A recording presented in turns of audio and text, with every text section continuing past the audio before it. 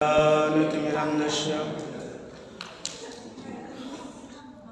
ज्ञानाञ्जनशलाकया चक्षुरुन्मीलितं येन तस्मै श्रीगुरवे नमः।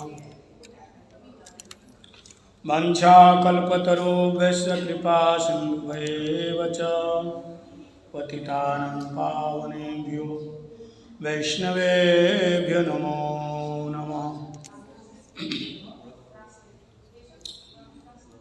ध्येयं सदा परिभवग्नममिष्टदं तीर्थास्पदशिवविरिञ्चिनो तं शरण्यं भीतार्त्यप्रणतपालभवान्दिपोतं वन्दे महापुरुषते चरणारविन्दं।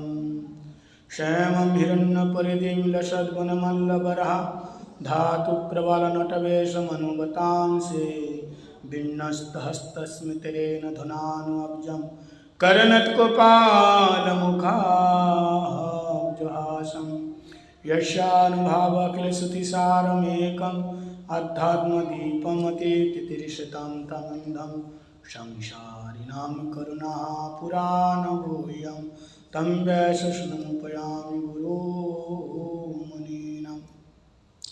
भक्ताविहीनाय अपराधलक्ष्यै चित्ताशकामादितरङ्गमध्ये कृपामयि तं शरणं प्रपन्ना वृन्दे नमस्ते चरणारविन्दं। श्रीकृष्णचैतन्य प्रभुनित्यानन्द श्री अद्वैत गदाधर शिवासादि गौरभक्तवृंद। बोल हरे कृष्ण कृष्ण कृष्ण हरे हरे, हरे राम राम राम हरे हरे। सर्वज्ञ अस्मदीय गुरुपाद पद्म नित्यलीला कृष्ण विष्णुपाद अष्टोत्तर शत श्री श्रीमद् भक्ति वेदांत शीलम बामन गोस्वामी महाराज जी के श्री चरण सरोज में अनंत अनंत कोटि साष्टांग दंडवत प्रणाम निवेदन करता हूँ। तत्पश्चात शिक्षा गुरुपाद पद्म नित्यलीला कृष्ण विष्णुपाद अष्टोत्तर शत श्री श्रीमद् भक्ति वेदांत शीला नारायण गोस्वामी महाराज जी के श्री चरण सरोज में अनंत अनंत कोटि साष्टांग दंडवत प्रणाम निवेदन करता हूँ।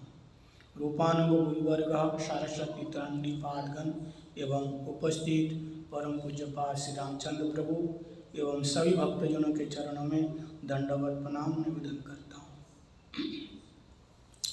हम लोग श्री श्री हरि गुरु वैष्णव की हैत की कृपा से हरि कथा श्रवण करने के लिए बैठे हैं। हम लोगों का प्रसंग चल रहा था भक्ति रसामृत सिंधु बिंदु, और उस भक्ति रसामृत सिंधु बिंदु के अंतर्गत 64 प्रकार के भक्ति के अंग, और उस भक्ति के अंगों के अंदर हम लोग सुन रहे थे नाम अपराध का विचार। श्रील रूप गोस्वामी पाद नाम अपराध के लिए बताया 10 प्रकार के नाम अपराध। पहले मैंने बताया भी था, हम लोग जो नाम जाप करते हैं इसके लिए वृंदावन दास ठाकुर जी ने कहा नीर अपराधे नाम लइले पाए प्रेमो धन। नाम जाप क्यों करते हैं? कृष्ण प्रेम पाने के लिए। 2 चीज है, एक नाम और एक मंत्र। गुरुदेव हमको 2 चीज दी है, एक मंत्र दिया है गुरु मंत्र, गुरु गायत्री, कृष्ण मंत्र, काम गायत्री मंत्र है जो हमें गुरु जी से मिला है, जो हम लोग त्रिसंध्या करते हैं, इसका नाम है मंत्र आन्निक। और एक है नाम जो हम माला के ऊपर महामंत्र का जाप करते हैं, हरे कृष्ण महामंत्र। ये क्या हो गया? ये हो गया ये हो गया नाम। तो एक नाम और एक मंत्र। नाम और मंत्र में क्या अंतर है? मंत्र की अपेक्षा नाम की महिमा ज्यादा है। मंत्र की अपेक्षा नाम की महिमा ज्यादा है। श्रील कविराज गोस्वामी पाद ने कहा कि कृष्ण मंत्र हैत्य है संसार मोचन, और कृष्ण नाम हैत्य है कृष्ण पदे प्रेमोधन। मतलब कृष्ण नाम और कृष्ण मंत्र, पहले क्या है? कृष्ण मंत्र से क्या होगा? संसार मोचन। संसार मोचन बोले तो हम अगर गुरु मंत्र, गौर मंत्र, कृष्ण मंत्र ठीक से मन को नियंत्रण करके, इंद्रियों को शांत करके अगर ये गायत्री का जाप करेंगे तो धीरे धीरे संसार में हमारी जो आसक्ति है, काम, क्रोध, लोभ, मद, मोह, अविद्या, अस्मिता, राग, द्वेष, अभिनिवेश, इसी के कारण हम संसार में फंसा है। तो ऐसे संसार से हमें मोचन हो जाएगा। मोचन मतलब संसार में हम बंधा हुए हैं। ये मंत्र ठीक से जाप करोगे तो क्या होगा? आपका संसार बंधन छूट जाएगा, खुल जाएगा। तो मंत्र से क्या हुआ? संसार का मोचन हुआ, संसार से हमारा छुटकारा मिला, संसार बंधन छूट गया। और कृष्ण नाम से क्या होगा? जो हरे कृष्ण महामंत्र हम गाते हैं, ये नाम का फल क्या है? कृष्ण पदे प्रेम धन। एक तो संसार का बंधन खुला और दूसरा नाम क्या किया? कृष्ण प्रेम को हमें दिलाते। तो श्रेष्ठ कौन हुआ फिर? कृष्ण नाम हुआ। तो ऐसे कृष्ण नाम करने के लिए बता रहे हैं, जे भावे लोइले नाम, जे भावे लोइले नाम दे प्रेम फल। जैसे नाम लेने से प्रेम फल मिलेगा, ऐसे नाम हमें जाप करना पड़ेगा, मनमानी नहीं। नाम जाप जैसे करने से हमें प्रेम रतन मिलेगा, वैसे ही जाप करना पड़ेगा। और वो कैसे हैं? यहां बताया 10 प्रकार के नाम अपराध को गिन के बोले तो उसको गिनते हुए, ध्यान में रखते हुए कि ये नाम जाप करते समय 10 प्रकार की चीज हमारे अंदर आ रही कि नहीं। ऐसे 10 प्रकार के अपराध युक्त जो नाम है, ये नाम अपराध है। और इससे मुक्त 10 प्रकार नाम अपराध को दूर करके जब हम नाम करते हैं तब शुद्ध नाम होता है। और शुद्ध नाम का फल क्या है? कृष्ण प्रेम प्राप्ति। तो शुद्ध नाम अपराध, शुद्ध नाम के लिए यहाँ सबसे पहले बात आया 10 प्रकार के नाम अपराध, ये ध्यान में रखना है। और 10 प्रकार के नाम अपराध क्या है? पहले हमने बताया था सताम निंदाम। 10 प्रकार नाम अपराधों में पहला नाम अपराध है क्या है? साधु की निंदा करना। इसकी व्याख्या तो मैंने कर चुका। साधु की निंदा करना एक प्रकार नाम अपराध है। क्यों नाम अपराध? क्योंकि जिसके द्वारा नाम का प्रचार होते हैं उनके चरणों में अपराध करने से अपराध भगवान ले लेते हैं। नाम नामी न अभिन्नत्वात्, नाम नामी में भिन्न ना होने के कारण, अभिन्न होने के कारण वो वैष्णव अपराध, साधु अपराध भगवान ले लेते हैं। ठाकुर जी कहते हो अपराध मेरा ही है। इसलिए साधु निंदा, शताम निंदा, ये एक प्रकार नाम अपराध के अंतर्गत है। असाधु निंदा कितने प्रकार के हमने बताया था, याद है? 6 प्रकार के। साधु निंदा कितने प्रकार के बताया था? 6 प्रकार से साधु की निंदा होती है, साधु के चरण में अपराध होते हैं। उसके लिए श्लोक दिया है, हंति निंदति वैदेष्टि वैष्णवान अभिनंदति क्रुद्धते जाति न हर्ष दर्शने षट पतनानि, पतनानि षट। मैंने पहले बताया था हंति साधु को मारना पीटना, ये क्या है? एक प्रकार अपराध है। वैदेष्टि, हिंसा करना। एक बात ध्यान रखना, आप सेवा नहीं कर पा रहे हैं अलग चीज है, लेकिन हिंसा नहीं करना। हमसे सेवा नहीं हो पा रहे हैं किसी की, अलग चीज है। सेवा नहीं करोगे तो भक्ति नहीं मिलेगी, अलग बात है। लेकिन द्वेष नहीं करना, फिर तुम्हारा नाम 0 मिलेगा, कुछ नहीं होगा। वैदेष्टि 2 नंबर हो गया। तीसरे नंबर वैदेष्टि हो गया, फिर हो गया वैष्णवान्न अभिनंदति, वैष्णव को अभिनंदन नहीं करना, स्वागतम नहीं करना आ रहे तो। 4 नंबर क्रुद्धते, वैष्णव के ऊपर गुस्सा करना, क्रोध करना। कोई ऐसा कुछ कर दिया बेचारा, तुम उसके ऊपर बरस पड़े, क्रोध करना। और ये तो हो गया 5 नंबर। और हर्ष दर्शने, उनको देख करके प्रसन्न नहीं होना, ये मैंने उस दिन बताया था। अब 2 नंबर आया, विष्णु शिव पृथक ईश्वर बुद्धि। 2 नंबर नाम अपराध क्या है? विष्णु और शिव ये अभिन्न है, इसमें 2 चीज है।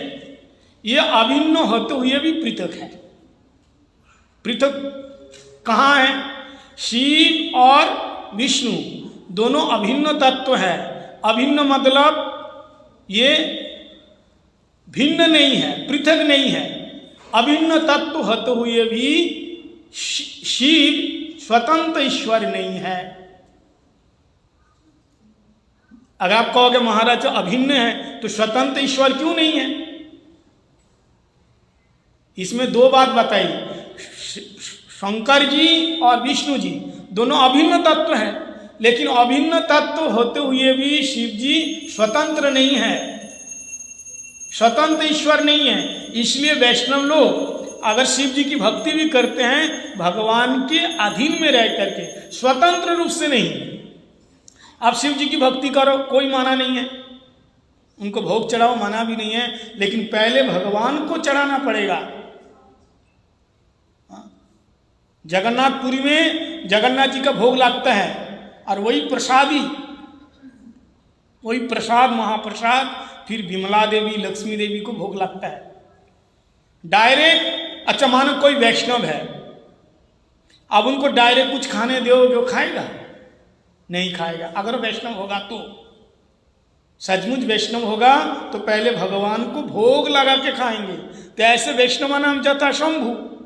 शिव जी तो परम वैष्णव है, हनुमान जी परम वैष्णव है, तो उनको डायरेक्ट लड्डू चढ़ाओगे, डायरेक्ट भोग लगाओगे, वो कहाँ से खाएगा? वो तुम्हारे भोग को स्वीकार नहीं करेगा। क्यों? वो अपने आप को स्वतंत्र नहीं मानते हैं। वो क्या मानते हैं? वो भगवान का दास मानते हैं। हनुमान जी अपने आप को स्वतंत्र ईश्वर नहीं मानते। क्या मानते हैं? मैं श्री राम जी का हूँ।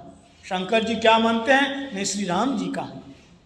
स्वतंत्र ईश्वर नहीं मानते हैं। ऐसे स्वतंत्र ईश्वर शिव जी को मानना एक प्रकार नाम अपराध है, ऐसे बताया। तो ये हो गया 2 नंबर। 3 नंबर में बताया कि श्री गुरुदेव मनुष्य बुद्धि। 3 नंबर, श्री गुरुदेव मनुष्य बुद्धि। गुरुदेव को साधारण मानव समझना, मनुष्य समझना, ये नाम अपराध है। गुरुदेव हमारे जैसे नहीं है। अरे गुरुदेव तो बीमार पड़ गए, अस्वस्थ है, ये गुरुजी की लीला है। गुरुजी हमारे जैसे ये जड़ जगत के वस्तु नहीं है, ये चिन्मय जगत से आए हैं। इसलिए गुरुदेव में नर बुद्धि नहीं रखना चाहिए, ये अपराध है। तो गुरुदेव नर बुद्धि, गुरुदेव के प्रति हमेशा क्या भाव रखना चाहिए? जस्य देवे पराभक्ति जथा देवे तथा गुरु। यहां शास्त्र में बात है, जैसे भगवान की भक्ति करते हैं ऐसे गुरुदेव, बल्कि और ज्यादा करो गुरुदेव की भक्ति। तो गुरुदेव को नर बुद्धि रखना ये एक प्रकार का नाम अपराध है। 3 नंबर हो गया। 4 नंबर नाम अपराध वेद पुराणादि शास्त्र निंदा। वेद पुराणादि शास्त्र निंदा, जो वेद आदि 4 वेद पुराण आदि जो शास्त्र हैं उसकी निंदा करना।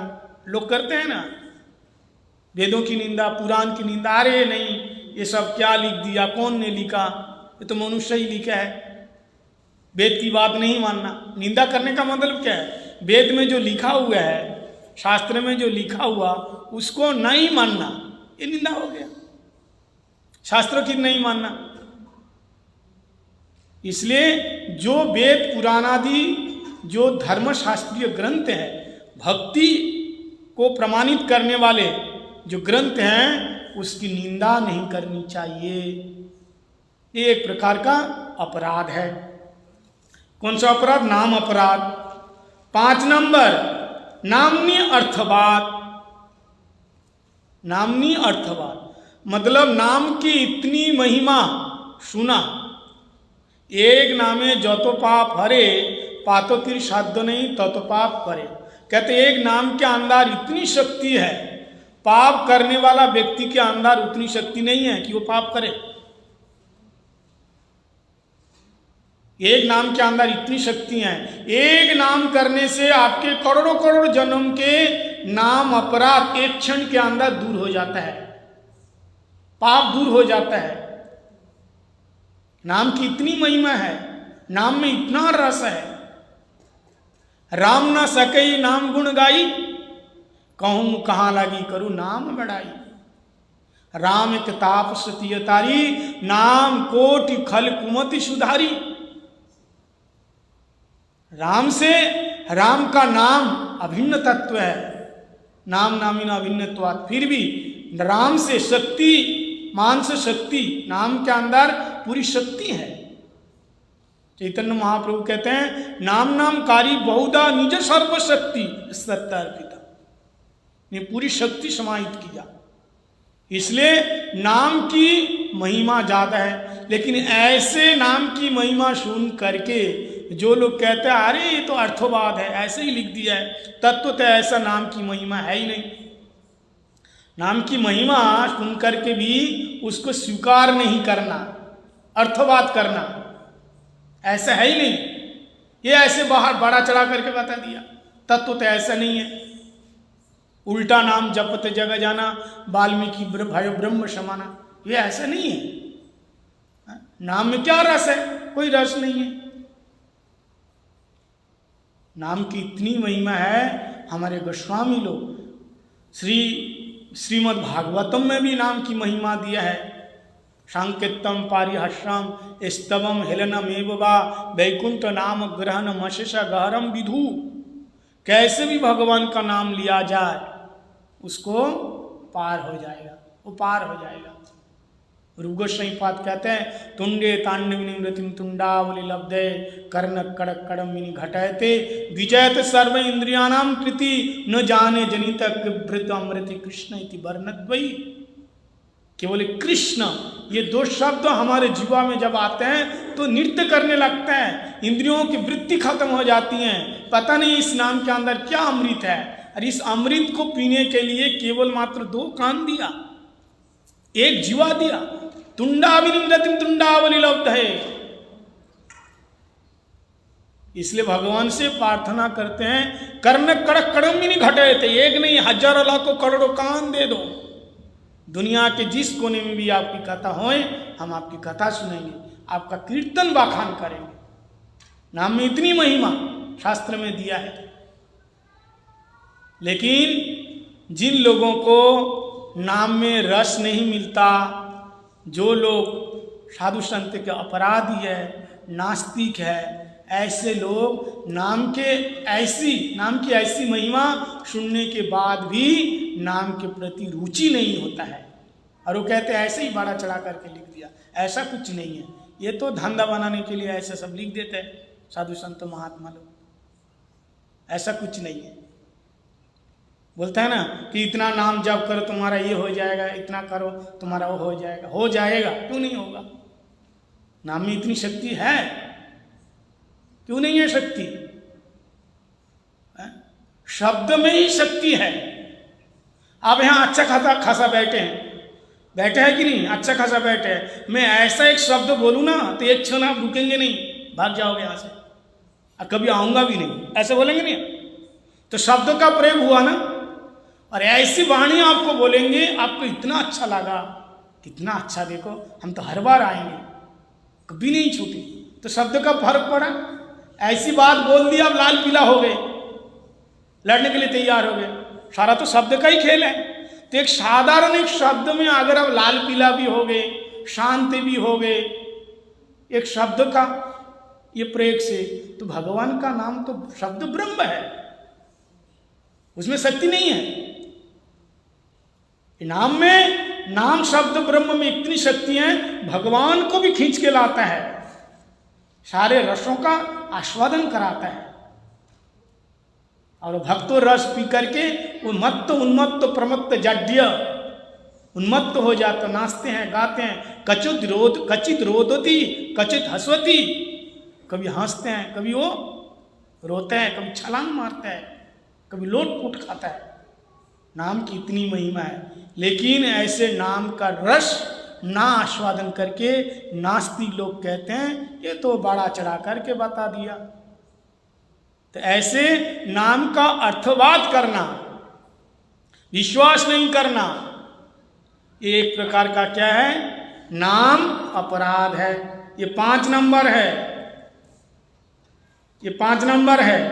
और 6 नंबर नामनी कुव्याख्या, ये आजकल खूब चल रहा है। ये नामनी कुव्याख्या मतलब क्या है?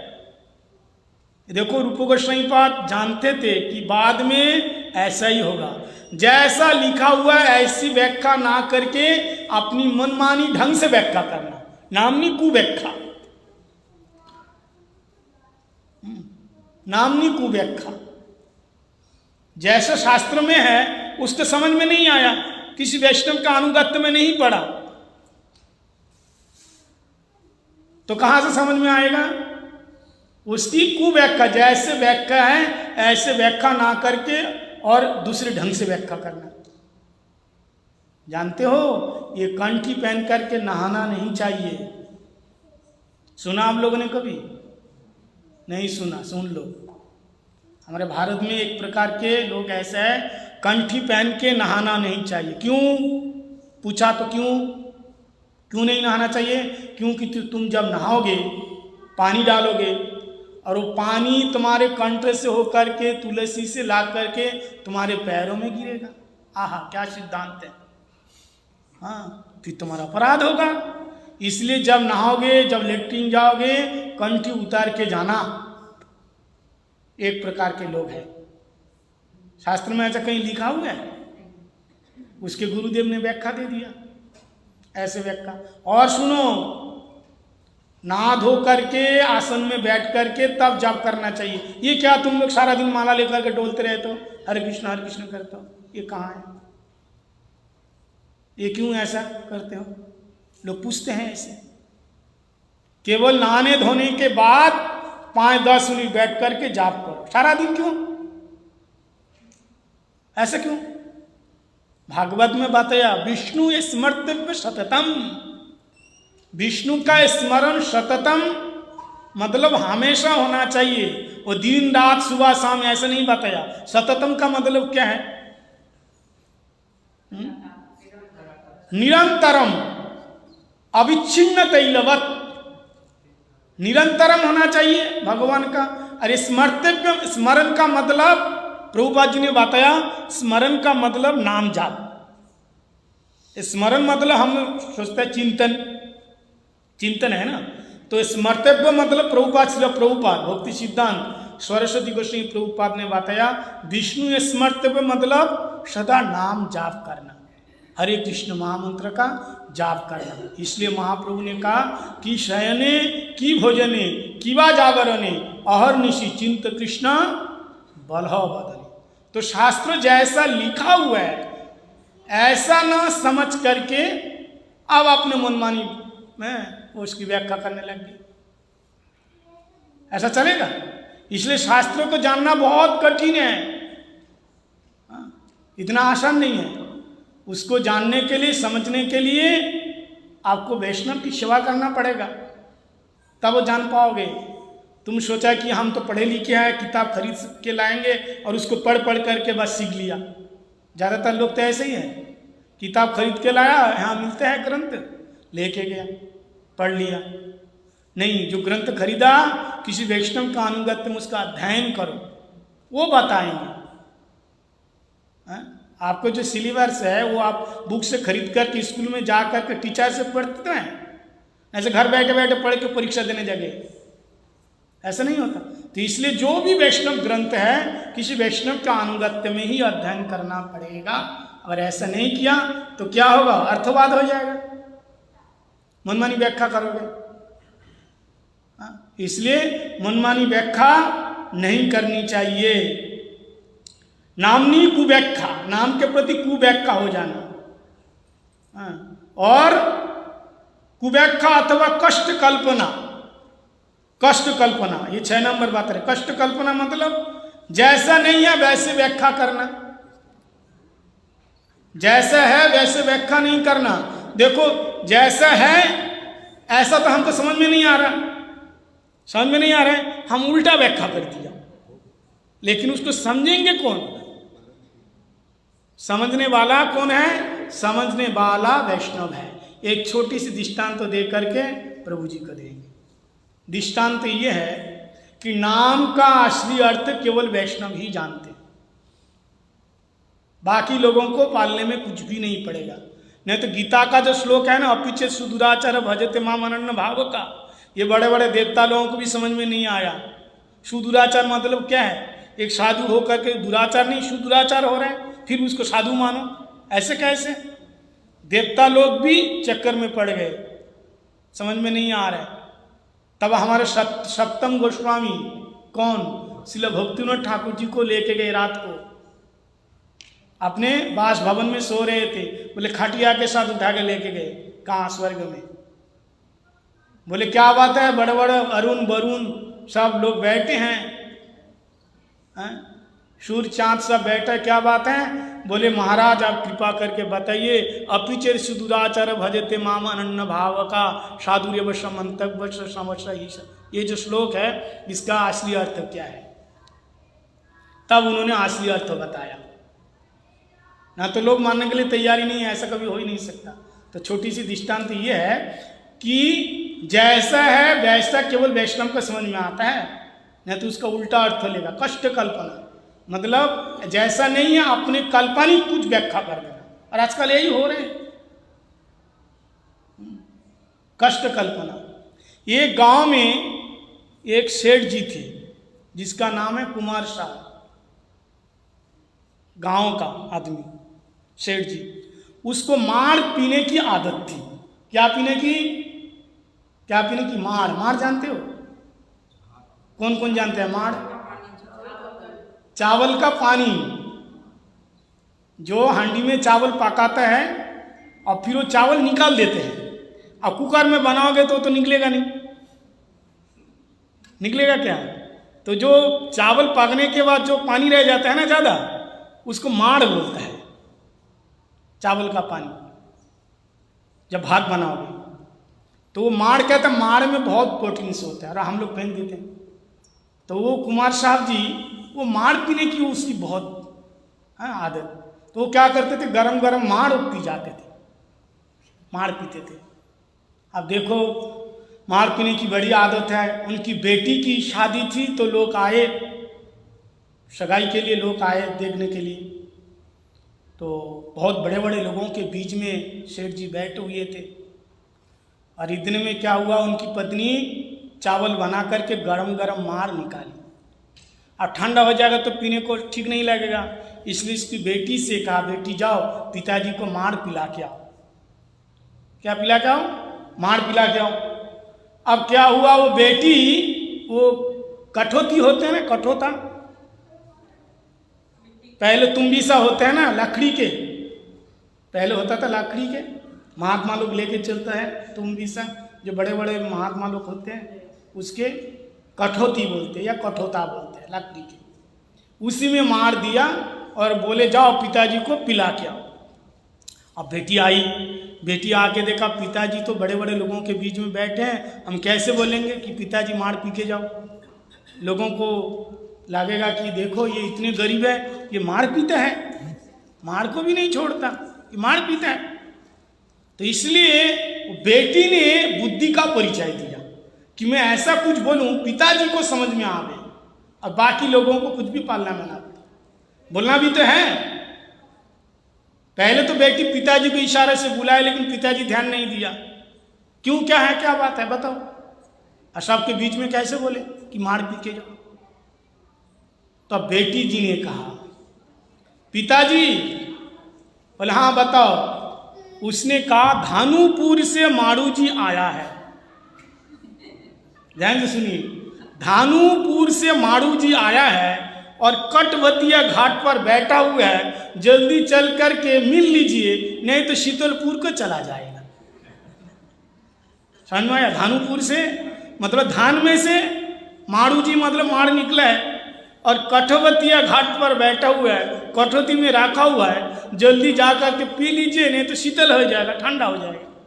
तो उसने दिमाग लगा के बताया धानुपुर से मारू जी आ रहा है, जल्दी चल के मिल लीजिए। ये धानुपुर से मारू जी आया है और कटवतिया घाट पर बैठा हुआ है, जल्दी चल करके मिल लीजिए, नहीं तो शीतलपुर के चला जाएगा। सभी लोग ने दिमाग लगाया, जितने बैठे थे। कोई धानु नाम का व्यक्ति हो, है धानु का है ना, धानु नाम का व्यक्ति होगा, धानुपुर से आया, मारू जी होगा, आया है मारू जी, जल्दी जाके नहीं मिलेगा तो शीतलपुर चले जाएगा। जैसा हमारे वहाँ अलीपुर है, अलीगढ़ है, ये सब नाम है ना, ऐसा ही आया होगा। तो लेकिन बेटी जब कहा, किसी को पालने में नहीं पड़ा, सब लोग अपने आप ने बुद्धि लगाया, लेकिन पिताजी समझ गए।